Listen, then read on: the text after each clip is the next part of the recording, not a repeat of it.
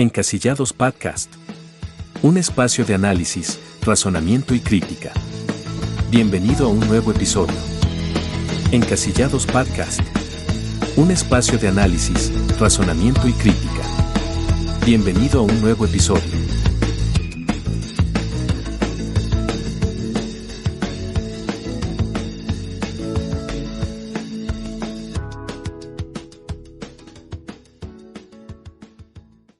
Bienvenidos a un nuevo episodio de Encasillados, este espacio que tenemos para poder analizar y discutir de forma coherente la realidad nacional, la realidad política y bueno, ya un viejo conocido del podcast, David. ¿Cómo estás, David? Gusto de saludarte, Nolian, aquí muy contento, muy emocionado de estar con tu persona. Entonces, pues nada, vamos a ver qué nos depara esta sesión. Bueno, interesante, creo que va a estar muy interesante el día de hoy y tenemos a un súper invitado también ahí que se estrena en el podcast y es Pedro García, licenciado, bienvenido. Buenas tardes, Noé, buenas tardes, David. Es un gusto poder acompañarlos el día de hoy y muchas gracias por la invitación. Bueno, Pedro es abogado y notario de aquí de la ciudad de Quetzaltenango, egresado de la Tricentenaria Universidad de San Carlos, así que tenemos un experto ahí para analizar de forma legal el tema, ¿verdad? Y también el mejor compañero de viajes en temas de derechos humanos. Ahí con Pedrito éramos el dúo dinamita en temas de derechos humanos. Así que buenos tiempos, buenas épocas, siempre ahí agradecido y con la opinión de política de nuestro amigo aquí presente. Pues para mí es un gusto compartir con ustedes, ¿verdad? El día de hoy, y pues yo sé que el análisis del día de hoy va a ser bien interesante. Con mi compañero de aventuras en Washington y en México, y que ahora me dejó un poco abandonado, pero ya vamos a regresar. ¿Qué vamos a hacer? Hay planes por ahí. Bueno, sí, igual podemos seguirnos juntando para analizar y platicar ahí de los temas. Bueno, el día de hoy tenemos un tema muy interesante y el título del episodio es Entre la ley y el poder. La batalla por la institucionalidad en Guatemala. Y entonces, bueno, para estar en contexto, en los acontecimientos de estos últimos días acá en nuestro país, el presidente Bernardo Arévalo, electo democráticamente, por medio de una cadena nacional anunció que iba a presentar una iniciativa de ley para poder reformar la ley orgánica del Ministerio Público y con ello revertir la reforma que se hizo en el año 2016 para poder destituir de manera justa y justificada a la fiscal general Consuelo Porras. Y en ese mismo día la Corte de Constitucionalidad también otorgó un amparo provisional a la fiscal general Consuelo Porras, manifestando que de ser destituida del cargo, aunque no se den los presupuestos de ley, la CC resolvió pues que amparaba la figura como tal de la fiscal general y la independencia judicial. Y bueno, ya la chibolita también se la pasaban al Congreso, que el día martes tenía programada la sesión ordinaria, a la cual solo asistieron, faltaron 110, 107 como 30 diputados nada más. Por lo tanto se canceló la sesión por falta de quórum. Lo mismo pasó el día de hoy, jueves 9 de mayo, que también fue suspendida la sesión. Entonces quisiera iniciar con este contexto y quiero preguntarle a Pedro, para entender bien la gravedad y la situación particular en la que está atravesando el país, a tu criterio, ¿cuál es la importancia política, judicial, institucional del Ministerio Público y cómo se ha vuelto en el último tiempo como ese pilar fundamental de autonomía y de concentración del poder al cual está girando toda la política nacional, ¿verdad? Y no debería ser así, pero a tu criterio y según tus conocimientos, ¿por qué se debe esto en cuanto a la figura del Ministerio Público y en específico a la fiscal general? Bueno, yo creo que el Ministerio Público es fundamental en cualquier país. No en todos los países se denomina de la misma forma, pero básicamente en Guatemala el Ministerio Público es como la Fiscalía General en algunos otros países. Incluso el nombre o el título del jefe del Ministerio Público es Fiscal General, ¿verdad? Yo creo que fue muy atinado que se haya creado un órgano autónomo para el Ministerio Público y que no sea lo que sucede en otros países, que el Ministerio Público es un ministerio más dentro de la cartera de los gobiernos. El que Guatemala haya decidido que fuera un ente autónomo, pues permite mayor independencia para que la persecución penal que le corresponde al Estado se desarrolle de una mejor manera. Entonces yo creo que la configuración de la institución del Ministerio Público como tal es bueno, la autonomía que se le confirió es buena, pero definitivamente que la autonomía pues tiene algunas podríamos decirlo como cuestiones en contra o puntos en contra, y es precisamente que como un ente autónomo tiene independencia del gobierno central y por tanto no depende del gobierno central. Es decir, en el sentido bueno de esta situación es que se le permite un margen de maniobra mayor que permita investigaciones incluso en contra del propio gobierno. Cuando el Ministerio Público es parte del gobierno, el fiscal general es como que fuera un ministro del gobierno, pues se dificulta que el propio fiscal general investigue al gobierno. En este caso pues no sucede eso. El déficit, digamos, es la falta de controles hacia el Ministerio Público por parte del gobierno en este caso, en virtud de la autonomía, pero aparte de la autonomía por la reforma del 2016, porque pues una autonomía no es una cuestión absoluta, ¿verdad? Es decir, el Ministerio Público no tiene capacidad de hacer lo que quiera, sino que se tiene que sujetar a las leyes, y dentro de lo que la Constitución establece permitía que por una causa justificada el presidente de la República pudiera destituir a quien ocupaba en ese momento la fiscalía. En el 2016 se reforma esto porque era demasiado amplio. Se tenía como causas justificadas haber sido condenado por un delito y el mal desempeño de las funciones. Esta palabra mal desempeño de las funciones es demasiado amplia, y lo que para algunos puede ser mal desempeño de las funciones, para otros no. Es una cuestión muy subjetiva, incapaz de analizarse adecuadamente. Entonces fue bueno, digamos, en su momento permitir que o quitar esta cuestión de mal desempeño de las funciones y dejar solo la cuestión de que sea declarado culpable por un delito. Sin embargo, eso ha traído también ahora dificultades porque básicamente no hay fórmulas de controlar al Ministerio Público, ¿verdad? Lo que decíamos anteriormente, o lo que decía anteriormente, es bueno tener un Ministerio Público independiente, autónomo, pero también es importante que ese Ministerio Público independiente y autónomo pueda rendir cuentas, ¿verdad? Que haya un proceso de rendición de cuentas y permitir que en el Ministerio Público, quien dirige el Ministerio Público sea la persona más idónea para el cargo, ¿verdad? Entonces, pues jurídicamente hablando, pues es un escenario complicado, diría yo, y yo pensaría incluso que es un juego político. Lamentablemente la Fiscalía está llevando a cabo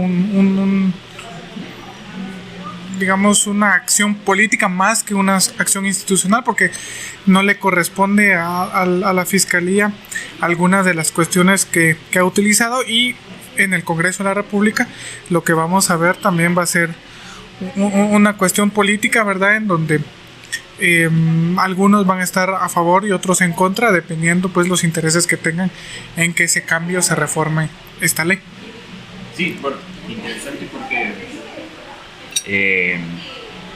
interesante porque el hecho de que mencionabas la reforma del año 2016 está basada también en esos parámetros de lograr mayor independencia judicial, de que la Fiscalía no se vea presionada por intereses del gobierno central o por decisiones del gobierno central, y vemos que entonces ahora la reforma del año 2016 pues según el análisis que vemos actualmente, pues no funcionó y buscamos retroceder esa parte y volver a como estaba antes para tener ya la posibilidad de poder destituir, aunque no conocemos en sí el texto de la reforma, pero me imagino que también de forma ambigua por el mal desempeño de sus labores, porque por iniciar por un delito, pero que al final también sería complejo demostrar que la fiscal general ha cometido cierto ilícito penal. Entonces, David, ¿cómo podemos interpretar eso? ¿Que al final es buena o no es buena la reforma del año 2016?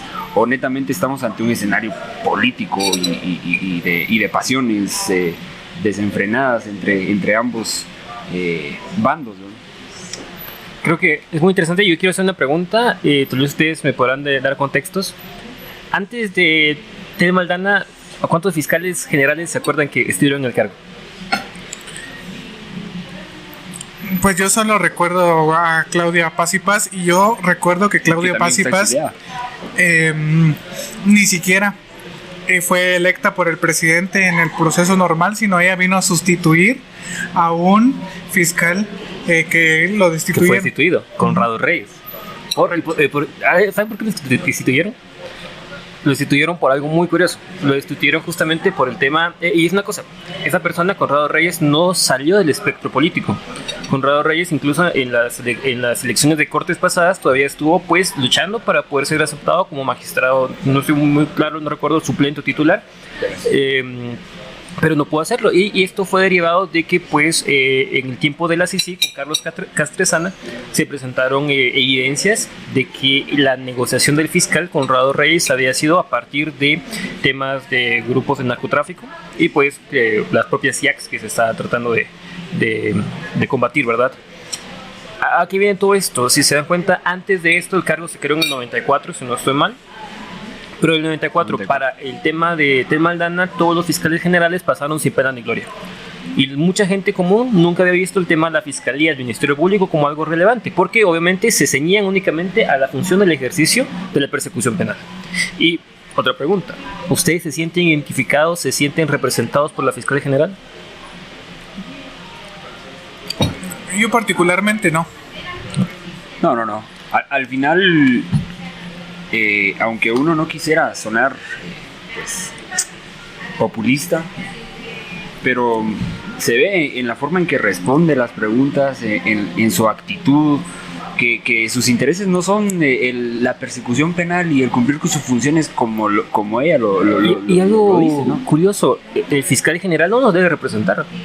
Siendo honestos, la figura del fiscal general no es una figura electa democrática, es la delegación y la investidura del poder punitivo, el poder penal. Así que no le tiene que caer bien a nadie. Pero en eso, digamos, yo concuerdo, pero sí tiene que ser una figura institucional. Ahora, exacto, eso no te lo voy a negar. Pero lo que dice esto, el fiscal general responde porque es un fiscal para todos y todas. O sea, no hay un margen que diga solamente para un grupo o para otro. Eso tiene que ser una aplicación equitativa de los principios de la persecución penal. Sin embargo, eso es en esencia lo que debiese ser esta dinámica. ¿Y qué se está motivando? El argumento que genera esta disputa entre el gobierno oficial de Bernardo Arévalo y las experiencias previas es de que la persecución penal ha sido selectiva. Y es una cosa es una chubolita que se van pasando de un lado a otro, porque el Ministerio Público acusa de que la persecución y las quejas es contra Consuelo Porres y los otros fiscales de áreas, y obviamente el ejercicio del Ministerio Público se centra únicamente en acciones políticas. Entonces, estos últimos años ha sido un desgaste muy grande donde realmente el ejercicio de esa función de persecución penal, de control del poder, del ejercicio punitivo, nunca ha mejorado. Solamente se ha visto impactado a partir de generar los cimientos y las bases para favorecer a unos cuantos. Y esto es histórico, o sea, viene directamente no solo de la experiencia directamente del 2016, esto viene desde antes. Y quiero seguir la palabra con una situación, una pequeña cosa, y creo que lo voy a abordar más adelante, que dice que el que ríe el último ríe mejor. Y ahí viene un proceso histórico. Entonces vamos a platicarlo, pero damos la bienvenida a Eva. Mucho gusto. Hola, ¿cómo les va? Qué gusto estar por acá con ustedes. Y bueno, me voy incorporando un poquito porque tengo la emoción de qué vamos a hablar, pero ¿cómo vamos? Pues excelente, un gusto poder conocerte. Te presento solamente parte de contexto. Está el licenciado Pedro García y yo que soy David. Hola, mucho gusto. Y Noel, ya lo conoces. Estamos justamente viendo estos puntos de partida de la incidencia y cómo la figura de la fiscal general en este caso ha generado una circunstancia de crisis institucional, pero que no deriva únicamente de ahorita. Es un proceso que venimos arrastrando pues hace varios años, y qué es lo que está gestando y qué nos podemos enfrentar a futuro, ¿verdad? ¿Cómo va a acabar este capítulo de Juego de Tronos? No sabemos, pero ahí viene el punto. Bueno, y David también planteaba una pregunta muy muy interesante, es que si a usted la representa sí o no la fiscal general, y por qué su impresión. Ay, definitivamente no. A lo mejor quienes estamos en la lucha en pro de las mujeres y mujeres indígenas, pues quisiéramos decir, nos enorgullece que las mujeres hemos llegado a espacios importantes de toma de decisión. Ha sido una lucha histórica de que lleguen ahí, de que estemos ahí. Pero definitivamente no me representa como mujer ni como funcionaria pública, pues. Y esto es bastante evidente. Creo que en su conferencia de prensa sale pues a hablar y a argumentar qué tan correcta ha sido ella, qué tan correcto ha sido el Ministerio Público, pero justamente esa incoherencia, ¿verdad? De decir que lo han investigado todo, que va a ser obstáculo para la corrupción, pero es que es evidente. No creo que nos quiera ver como la cara de tontos a toda la población, porque es evidente. Nos damos cuenta, por ejemplo, que a simple vista, como ciudadanos, veíamos corrupción, y los que estaban fungiendo, pues a lo mejor trataban la manera de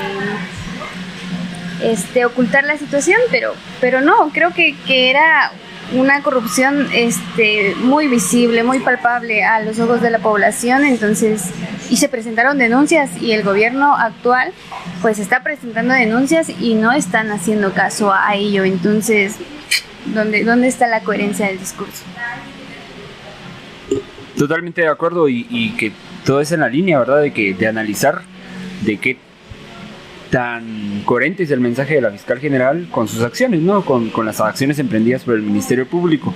Y bueno, un periodista de La Hora, si no estoy mal, le hacía esa pregunta a la fiscal de que ¿por qué los procesos iniciados y las denuncias contra casos contra exfuncionarios de Jimmy Morales o contra el mismo Yamatei y Miguel Martínez no habían prosperado, ¿verdad? Bueno, dio una respuesta que al final no satisfacía la cuestionante, pero quisiera plantear algo sobre la mesa, y es algo que pues creo que por ahí es donde ronda el análisis concreto. ¿Es legítimo, Pedro, que el Ejecutivo tenga la potestad de destituir a la fiscal general desde el marco de la separación de poderes y del Estado de Derecho? Partamos desde ahí. Si decimos sí, bueno, pues entonces está bien lo que está emprendiendo Arévalo para poder tomar de vuelta ese poder, o decir no y pues esperar los 2 años que le quedan a la fiscal. Bueno, yo creo que más allá de poder responder a esa pregunta sobre si es legítimo o no es legítimo, yo partiría desde si es constitucional o no es constitucional. Es constitucional que el presidente pueda destituir a la fiscal general porque la Constitución asimismo lo establece en el artículo 251. Al final dice que el presidente de la República podrá destituir al fiscal general por causa justificada.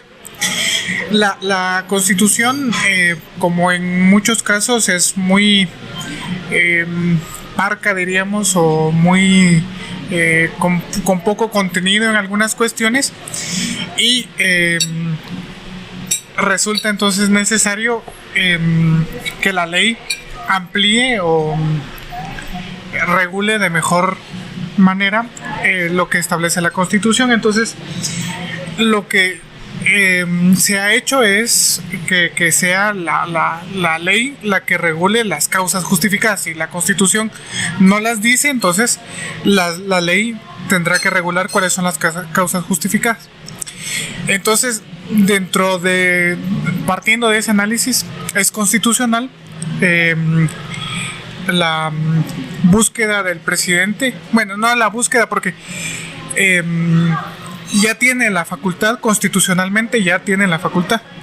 Lo que pasa es que la ley restringe esa facultad a que solo se considera causa justificada, de acuerdo a la normativa vigente, el que la fiscal general sea condenada por un delito, y esa sentencia tiene que estar firme, ¿verdad? Sinceramente, yo creo que esta exigencia es demasiado difícil. Básicamente lo que hicieron al poner esto como única causa justificada era imposibilitar que se destituya al fiscal general, porque es muy difícil que un fiscal general en ejercicio de su función pueda ser procesado. Es quien tiene la facultad constitucional de la persecución penal. ¿Cómo quien tiene la persecución penal se va a perseguir a sí mismo? Entonces, francamente, a mí me parece que esta única causa justificada que actualmente es vigente es casi que imposible de cumplir. La única posibilidad es que un fiscal o una fiscal decidiera nombrar a un fiscal especial para que la investigara y someterse a esa situación, lo cual francamente también es un imposible. Entonces, yo creo que regresando un poco, el presidente tiene la facultad constitucional de destituir al fiscal. Sin embargo, la única causa vigente hasta el momento básicamente imposibilita que el presidente la pueda destituir. Es muy difícil, es casi imposible que el presidente en esas circunstancias pueda destituir a la fiscal general. Entonces, yo creería que sí es bueno hacer un análisis de posibilidades que permitan destituir al fiscal por razones justificadas de suficiente peso, ¿verdad? Pero para eso creo que sí se tiene que ser muy cuidadoso en la normativa que se va a aprobar, porque corremos el riesgo de retornar precisamente a lo que hablábamos, el estado de las cosas anterior, en donde el presidente destituía casi que arbitrariamente, ¿verdad? Y tenemos el riesgo, digamos, de que un buen fiscal se tope con un mal presidente y que eso haga que la normativa permita destituir. Lo que tenemos en este caso, creo yo, es una mal fiscal que sí, a mi juicio, amerita ser destituida, pero que la normativa en este momento no permite destituirla, sino solo porque ella haya cometido un delito, ¿verdad? Y si, bueno, la ley te permitiera como presidente por una causa justificada, si estuvieras en los zapatos de Bernardo Arévalo, ¿cuál sería tu causa? ¿O cómo fundamentarías la destitución en este momento? En el supuesto de que la ley te lo permitiera y que tienes vía libre. Bueno, antes creo yo de responder desde mi punto de vista personal, creo yo que es pertinente analizar si no sabemos el contenido de la iniciativa de ley. Sin embargo, se han publicado algunas cuestiones que podría contener esa reforma. Además de mantener la cuestión de que sea condenado el fiscal en firme por la comisión de un delito, agrega algunas otras cuestiones, como por ejemplo por enfermedad. Y 3 médicos tienen que dictaminar de que el fiscal por esa enfermedad no puede continuar en el cargo. Esa es una de las cuestiones que según lo publicado por la prensa se agrega. Además se agrega de que si pierde la idoneidad y honradez, si no estoy mal. Y el tercero es hace mención como un mal desempeño de las funciones, pero directamente remite a determinados artículos de la propia ley orgánica del Ministerio Público, en donde se regulan las facultades esenciales del Ministerio Público, y las faltas a estas obligaciones esenciales son las que facultarían, de conformidad con la iniciativa de ley, destituir al fiscal general. Ahora bien, dentro de esas cuestiones, quizá esté en acuerdo con algunas y en desacuerdo con otras. Por ejemplo, si hay un fiscal general que está enfermo y que se quiera aferrar al poder, creo que es interés nacional que ese fiscal general deje el puesto. Y pues esa me parece que es una causa justificada, verdaderamente justificada. Ahora, la segunda cuestión, cuando habla de capacidad, idoneidad, de honradez, regresamos a que es demasiado laxo, ¿verdad? No es concreto, no es taxativo, ¿verdad? Entonces se da mucha interpretación. Y con lo de el incumplimiento de determinadas funciones legales que tiene el fiscal general, creo que posiblemente esto sí sea una causa justificada, porque si el fiscal general que cumple determinada función no cumple con sus funciones esenciales, no tiene sentido que ese fiscal general continúe en el poder. Ahora bien, también, como me hacías una pregunta un poco personal, pues yo ya digo que dentro de las tres causales estaría de acuerdo con dos, no con una, pero yo incluso tal vez agregaría una tercera, que es cuando el fiscal general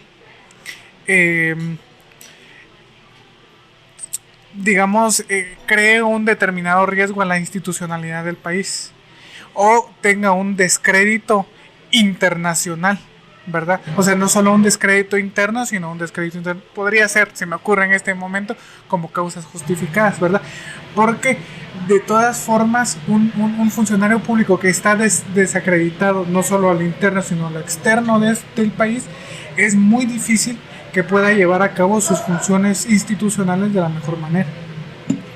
Bueno, y lo que mencionas me lleva a pensar, y tú dijiste que ponga en riesgo la institucionalidad del país, pero Eva, a ver, ¿qué gana el país con que se destituya a Consuelo Porras? ¿En qué beneficia socialmente y económicamente y políticamente a este nuevo gobierno? ¿Y por qué 4 meses después de la toma de posesión se viene a hacer esta movida política al final? ¿Y si es de beneficio para la institucionalidad del país? Yo creo que respondería con otra pregunta, porque el tema a mí me parece que es muy amplio y también tengo muchas preguntas, incluso como ciudadana, ¿verdad? Preguntas que sin duda los compañeros que están en el tema legal podrían apoyarnos muy bien, porque ¿en qué nos beneficia? O sea, emocionalmente, románticamente, creo que todos nos ponemos felices. Las resistencias del año pasado, hasta el 14 de enero, creo que iban con ese objetivo. Entonces, porque creemos que es lo correcto, creemos que es lo que necesita el país, creemos que tienen que ser castigadas las personas que han obstaculizado un desarrollo económico de muchas personas, de toda la población, que se han blindado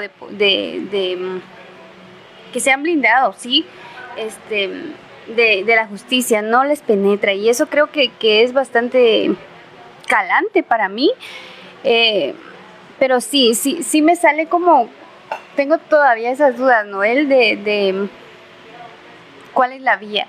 Está bien, ya se presentó una iniciativa de ley, unas reformas, ya habían otras en el Congreso de algunas otras bancadas, pero si podemos ir por ahí, si esa es la vía.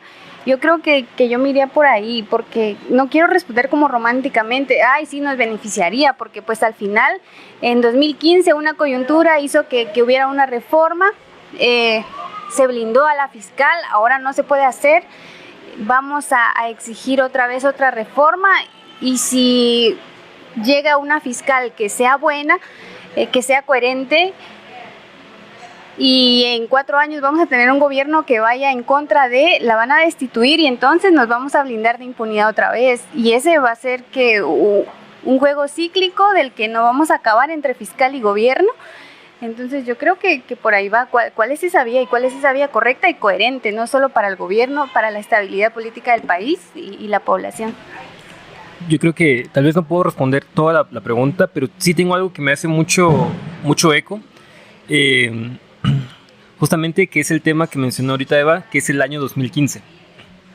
2015 fue un tema de que nos generó una emoción patriótica, un pensamiento muy romantizado a partir del cambio social institucional, y que hizo que en el calor justamente de esas dinámicas surgieran, en pocas palabras y muy comunes, chapuces. O sea, la reforma del 2016 que blinda el cargo del fiscal general es un chapuz jurídico realmente. Lo decía el doctor Arturo Villagrán, que es un experto en derecho constitucional y derecho internacional, que las normas no tienen que hacerse a la ligera, los cambios a la ley no tienen que hacerse así, tienen que entrar a partir de un revisionismo histórico, un contexto social, un derecho comparado y un análisis sociojurídico que determine cuál es la ruta más adecuada hacia una predisposición jurídica que impacte en un futuro, pues, en múltiples escenarios. Guatemala no es ni el primer país ni el último que tiene conflictos entre fiscalías y los organismos ejecutivos. Colombia con Petro a principios de año tuvo esa situación. También pasó ahorita en Perú con el tema de la fiscalía de Dina Boluarte, por el tema de, pues, corrupción justamente. Entonces es algo que pasa. Y pasa en España también. Hay dinámicas donde, pues, hay conflictos entre ese tipo de circunstancias. Y creo que es una situación que queda en una superficialidad. El 2015 el tema fue corrupción y desde hace casi 10 años, casi 9 años ahorita, no hemos salido de eso.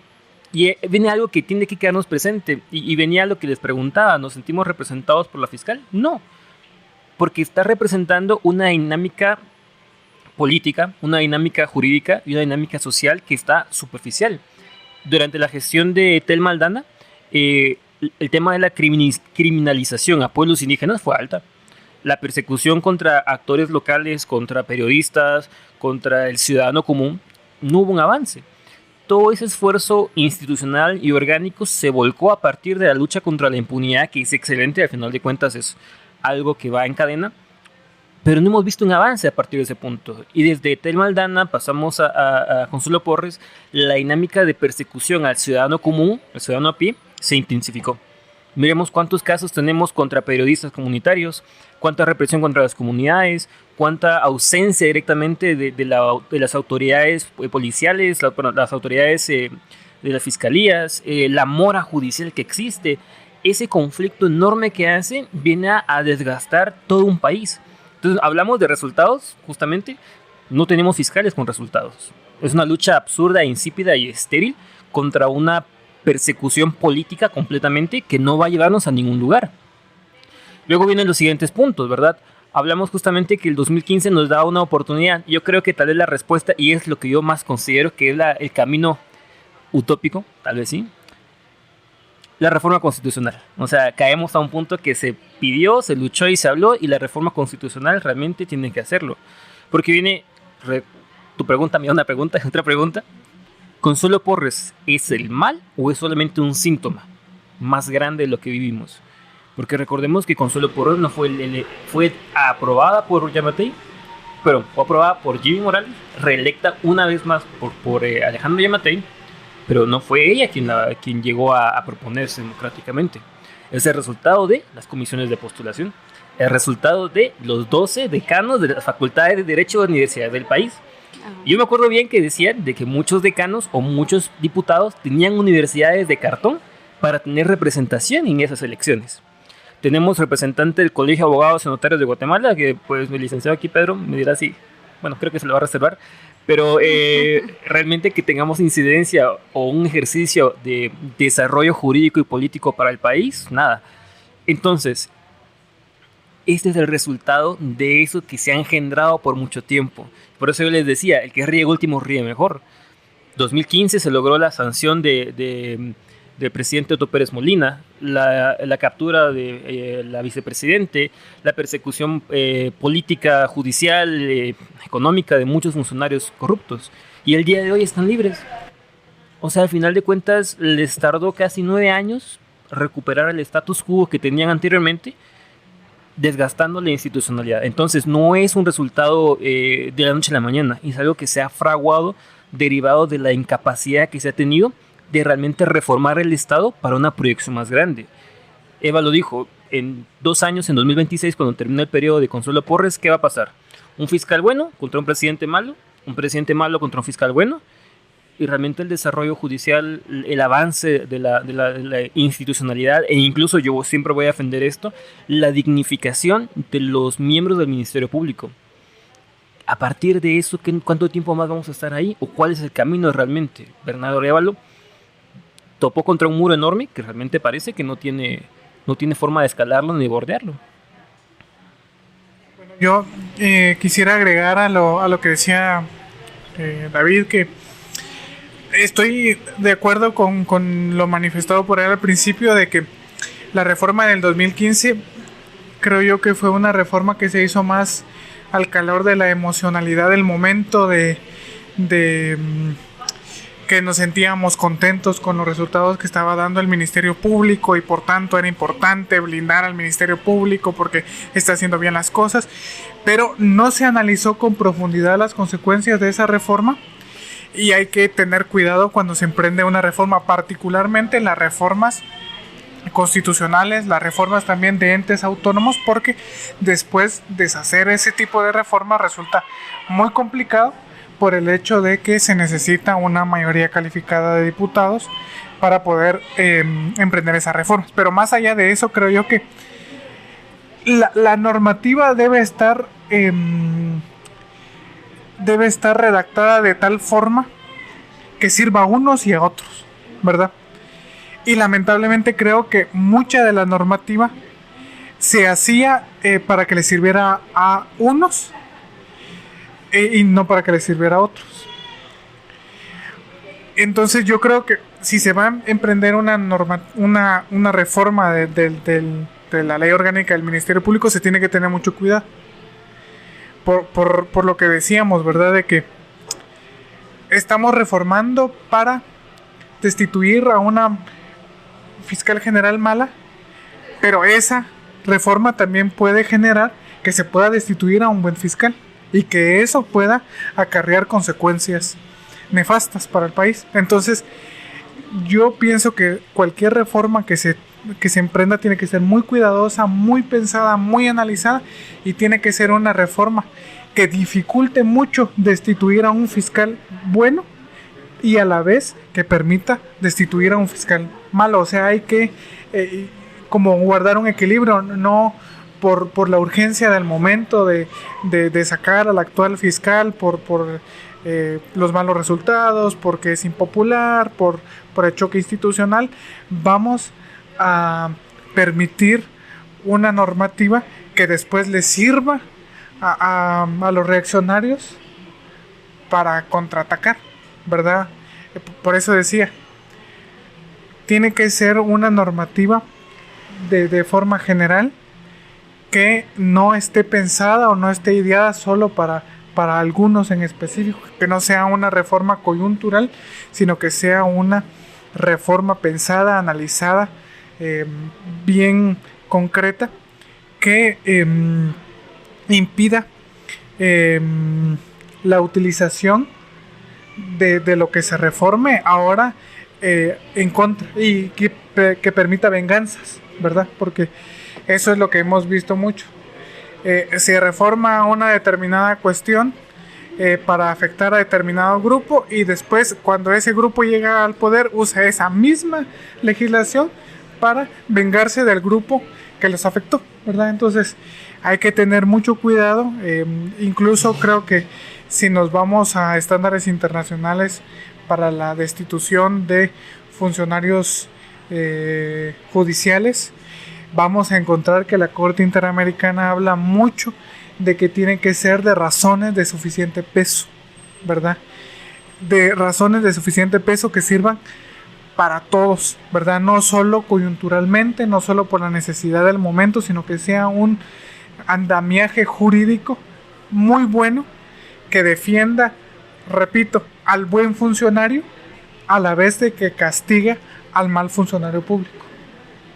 Claro, creo que algo que me parece a mí muy interesante justamente es hecho del el trabajo del servicio civil. Realmente verlo de esa situación. Ser funcionario público es tal vez de los honores más grandes que podemos tener como miembros de una sociedad organizada en todo este esquema que Pedro mencionaba. Pero hasta qué punto realmente el funcionario público tiene que ser parte obligatoriamente de pues una maquinaria que está orientada únicamente del desgaste constitucional, porque al final de cuentas es lo que mencionamos. La buena iniciativa o mala iniciativa, dependiendo de cada uno de los sectores interesados de Bernardo Arévalo de cambiar a la fiscal, está presente. Y tristemente, y me arde mucho la garganta de mencionarlo, el día que hubo la sesión plenaria para tocar el tema, Álvaro Arzu Jr. Estaba en un podcast y él decía justamente, Bernardo Arévalo se tiró sin paracaídas. No tiene un respaldo político. Lamentablemente sí tengo que darle la razón en ese sentido, porque no hay un respaldo consistente. Esto es una medida populista únicamente para que él diga, estoy cumpliendo, tengo una política frontal y mi política frontal de justicia es pelearme con la fiscal general, o realmente voy a tener que tomar acciones diferentes. Hizo su comunicado, la gente se emocionó, la gente amenazó con hacer encerrona, y ¿qué dijeron los diputados? No voy a chambear. O sea, me voy a reportar enfermo, me bajó la presión. ¿Y eso qué genera realmente? No tenemos un respaldo de una estructura legislativa que represente. Y ahí está el problema. Quienes nos representan no tienen la capacidad para reconocer la debilidad institucional y la falta de operatividad que tiene el país. Y es complicado realmente llegar a esos acuerdos. ¿Qué va a pasar? Tenemos una fiscal que se va a aferrar, pero no solamente es una fiscal.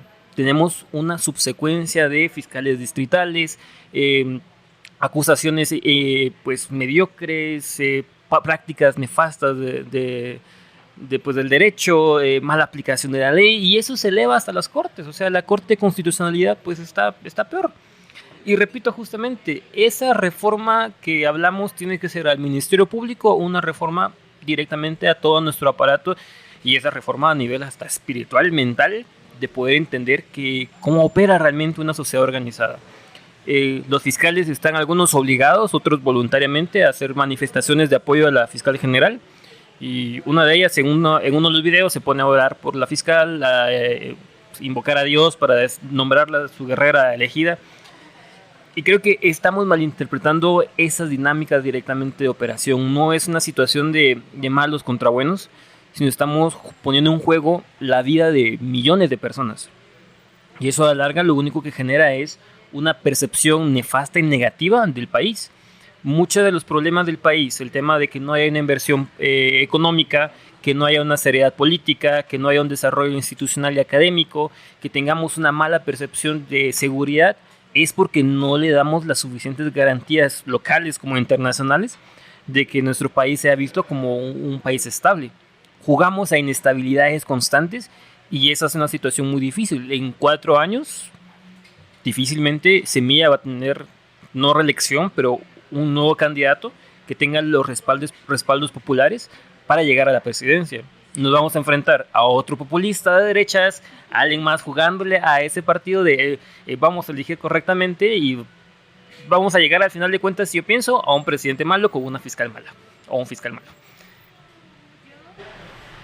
Me pregunto y les pregunto, a ver, ¿por qué creen que bueno, Arévalo llega con una bandera anticorrupción y esto representa para la sociedad, para la población, justamente el Ministerio Público y Consuelo Porras, a ver si la corrupción también está dentro del aparato del Estado, ¿verdad? Dentro de la institucionalidad del gobierno.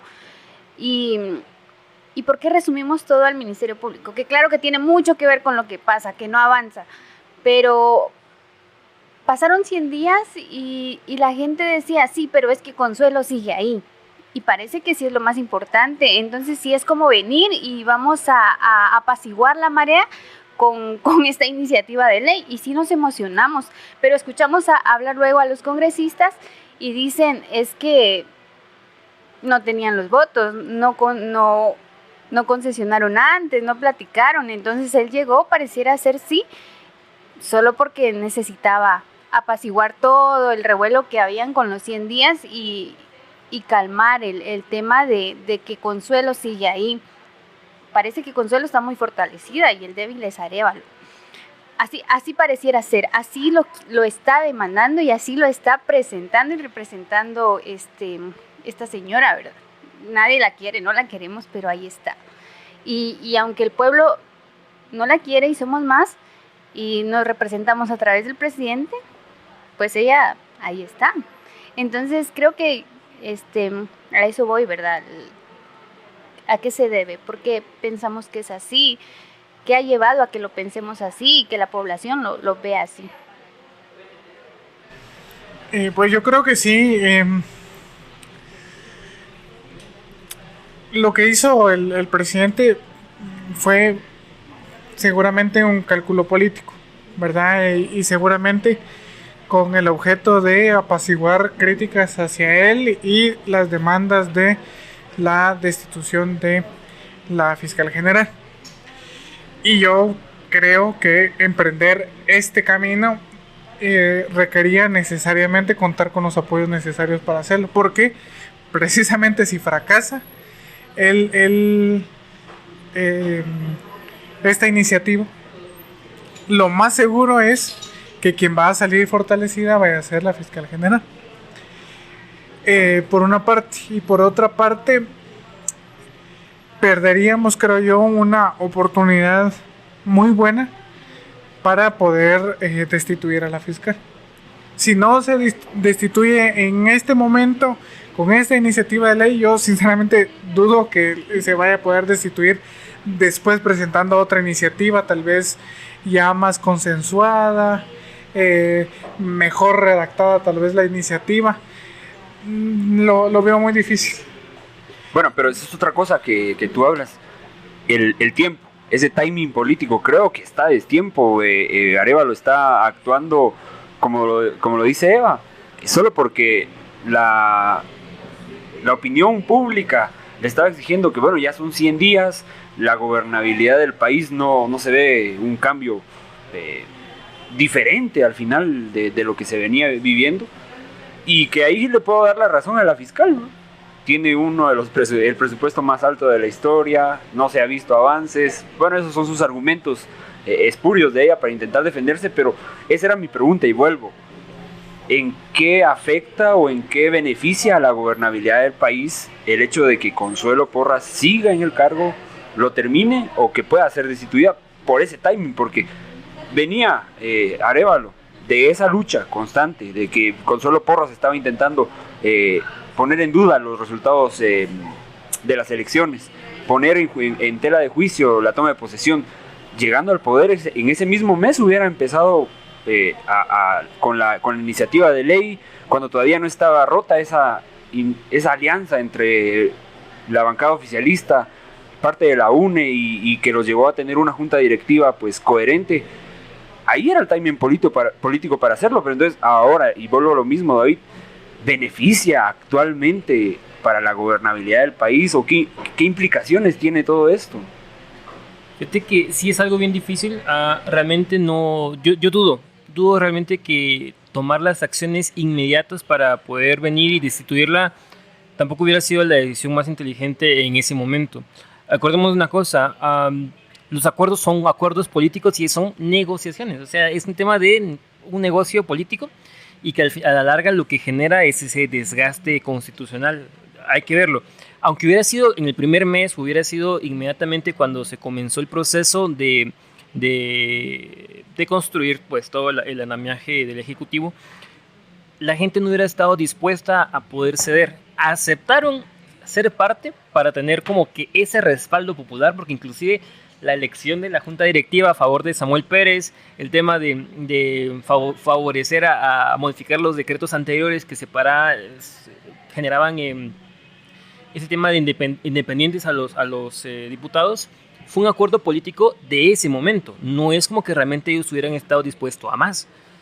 A la larga hay que ponerse a pensar. Los políticos llegan en el calor de las elecciones, vienen a representar directamente a sus distritos, a sus localidades. Todos quieren quedar bien. Todos quieren quedar bien, exacto, ¿verdad? Pero más allá de eso, no todos estaban dispuestos a entrar a una negociación. Obviamente, ahí hay un tema mucho más grande, económicamente hablando, políticamente hablando, de seguridad. Y creo que es algo que decían, ¿en qué momento un diputado va a estar de acuerdo para negociar sabiendo de que si sale bien todo esto, fantástico, pero si sale mal, la venganza, como decía Pedro, la venganza de una investigación posterior, la venganza del descrédito político, el chance de que no pueda ser pues nuevamente reelecto, o incluso la violencia que puede existir hacia ellos en su integridad social y su familia, es algo que pues tiende a generar. Creo que ahí viene más que todo el hecho de que no hubieron el lobby adecuado, por así decirlo, ¿verdad? No se planteó directamente, no se puede entender, porque es difícil. La gente no va a estar tan de acuerdo en arriesgar su seguridad y su integridad a fin de únicamente satisfacer un llamado popular. Y puede que suene muy vago y puede que suene muy superficial, pero hay otras necesidades del país que también requieren justamente eso. Y en estos últimos 100 días, el tema de los gobernadores, el tema del gabinete de ministros, el tema de, pues, obviamente, la reducción de sueldos, el tema de, pues, las leyes, son muchas cosas que se venían de campaña, pero es algo muy importante. Ofrecerlo en campaña, proponerlo, no significa que se cumplió el ofrecimiento. No significa que realmente es la solución. Va a implicar directamente cómo vamos a poder operativizar justamente esos procesos. La otra situación es ver cómo las necesidades del país generan esa institucionalidad. ¿Realmente es de que la fiscal general va a frenar todo el desarrollo del país? ¿Será que realmente está implicado en el tema de salud? No, o sea, hay denuncias. Justamente hoy leía que el Ministerio Público reportó 19 denuncias por corrupción en el gobierno de Arévalo. Y Arévalo dice no. O sea, el delegado de la Comisión Presidencial contra la Impunidad dice son 84. Y nos estamos moviendo para operativizar justamente todo ese proceso de minimizar el impacto de muchas áreas del país, o sea, en el sector de salud, en el sector económico, en el sector de aduanas, en el sector pues de cortes. Pero hasta que no exista esa dinámica, yo creo que tal vez podríamos irnos un poquito más arriba, hasta que la Corte de Constitucionalidad, que realmente la Corte sí está generando una afectación directa a la institucionalidad, porque muchos proyectos van a pasar al Congreso, pero un amparo va a hacer que todo ese proceso retroceda justamente. Y ahorita lo estamos viendo porque un argumento muy fuerte era de que era aplicable o no aplicable, retroactivamente hablando, el tema de la modificación del artículo. Personalmente yo creo que no aplica, o sea, es algo que se puede aplicar justamente, pero hay mucha gente que sí aboga por el tema de la irretroactividad y que obviamente la Corte de Constitucionalidad va a escucharlos. Bueno, muchísimo que hablar del tema. Creo yo que estas semanas que vienen van a ser fundamentales y que acapara el foco de la opinión pública, de los medios de comunicación, y hay mucho que hablar y ya se nos fue como si nada 50 minutos. Entonces quisiera que, bueno, gracias por aceptar la invitación a charlar, que en un minuto concluyamos y quiero pues conocer su opinión. Pedro, ¿esta batalla político-legal la va a ganar Arévalo? ¿Sí o no? Un minuto. Francamente creo que no. Creo que el Congreso está acostumbrado a recibir dádivas a cambio de votos, y creo que si de verdad el presidente está comprometido con la lucha contra la corrupción, no puede recurrir a estas tácticas del pasado. Entonces, si no hay dádivas, no va a haber aprobación, a mi juicio. Aún si en el Congreso se aprueba, vamos a ver si supera el control constitucional que, como dijo David, tiene que hacer la Corte de Constitucionalidad. Yo, a mi criterio, creo que es perfectamente constitucional, que es perfectamente viable, pero los amigos de la Corte Celestial tienen otros criterios y piensan otras cosas. Entonces, yo lo veo muy difícil y me atrevería a decir que no.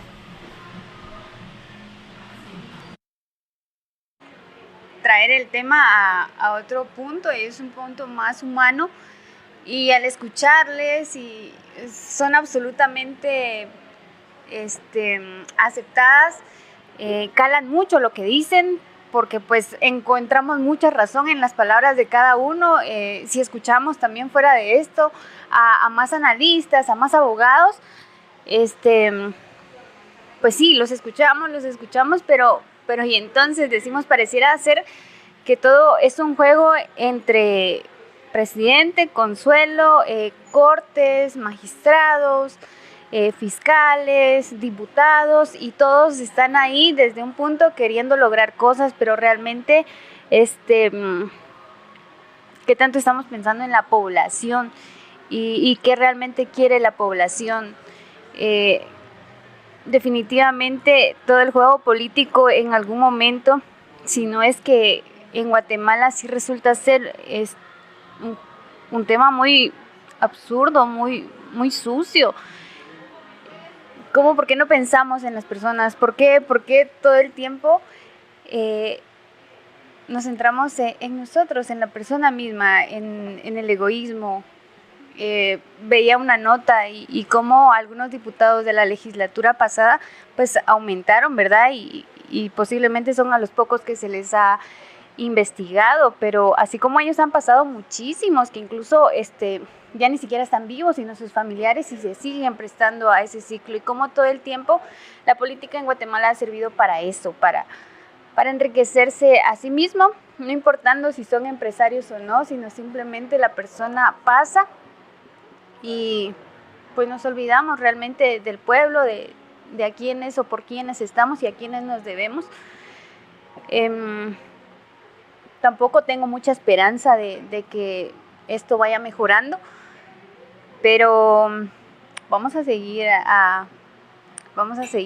viendo cómo va todo, vamos a seguir también de cerca los siguientes pasos que vaya a dar el presidente, el Congreso, las Cortes y cómo se va a seguir defendiendo la señora fiscal.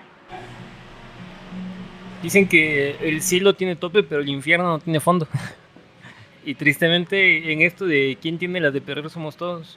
Creo que realmente estamos viviendo en nuestra generación, llamémonos jóvenes, todavía somos jóvenes, a vivir justamente, estamos ahí justamente comprendiendo qué es lo que está pasando. Y creo que es un buen llamado de decirles que no solamente nuestra juventud tiene que estar interesada en este tema, sino que obviamente fortalecerlo. Y ahí viene un punto que yo quisiera que lo tuviéramos presente, y a todos nuestros escuchas, a ser capaces de ser críticos, a tener un pensamiento crítico, a exigir justamente. Recalco el tema, Consuelo Porres es el resultado, es un monstruo que fue alimentado a partir de un sistema colapsado y a partir sobre todo de una academia de derecho, de abogados cimentada en un clientelismo.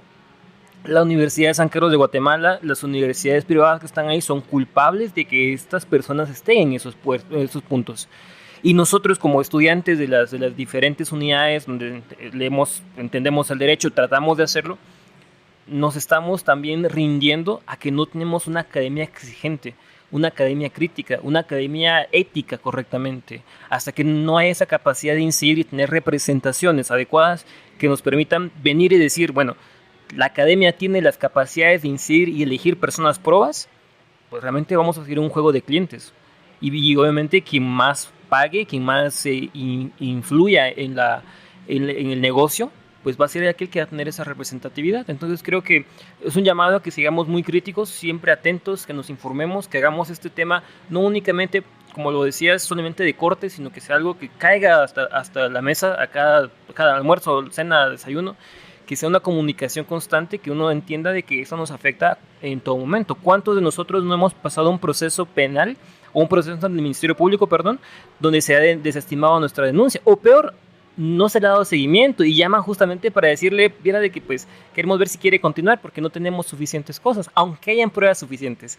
Entonces creo que todos vivimos justamente esa situación. Nosotros estamos pagando esos platos rotos porque se está dejando de por medio la persecución necesaria de la justicia penal, y por el contrario se están concentrando esfuerzos pues bastante innecesarios en mantener una gobernabilidad que a la larga nos está perjudicando. Entonces no creo que tengamos mucho. Creo que al final de cuentas, en el orden de las cosas, a Bernardo Arevalo le va a tocar negociar.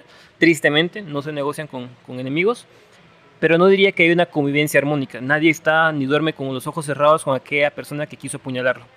Entonces nos toca a nosotros seguir atentos, seguir organizándonos, seguir siendo críticos, involucrarnos políticamente hablando, involucrarnos críticamente, aprender justamente las necesidades que existan y obviamente desde cada una de nuestras trincheras, tanto políticas, ideológicas y sociales y de clase, proponer.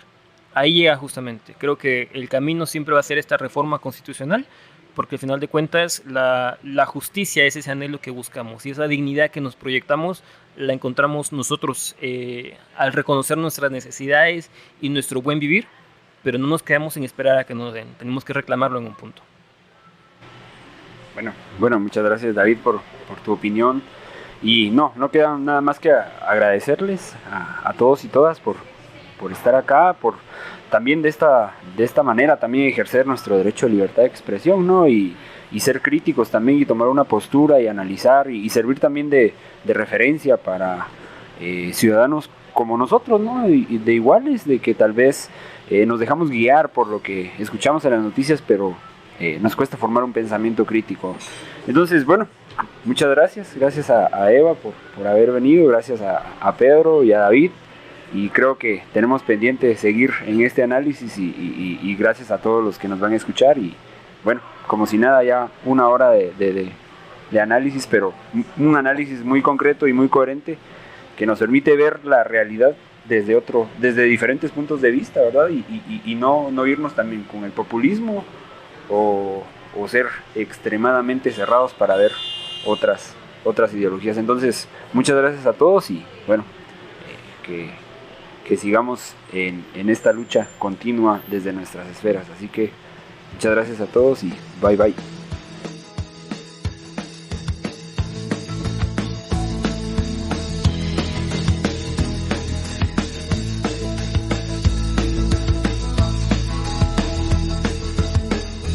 Gracias por escucharnos. Para no perderte ningún episodio, síguenos en tu plataforma de audio favorita.